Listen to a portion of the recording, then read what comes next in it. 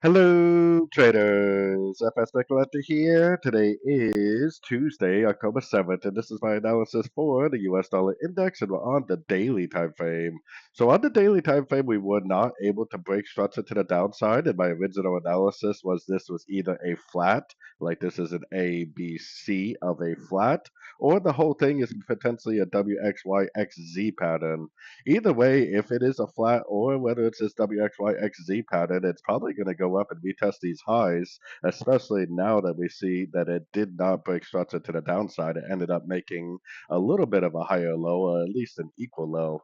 So going down to the 1 hour time frame, I would have my Fibonacci retracement on this whole move down, and if it does break structure to the downside at the 78%, then I would go back to being bearish. But I think based on the daily time frame, a higher roadmap time frame, we definitely need to stay bullish the dollar unless we see some very convincing evidence otherwise.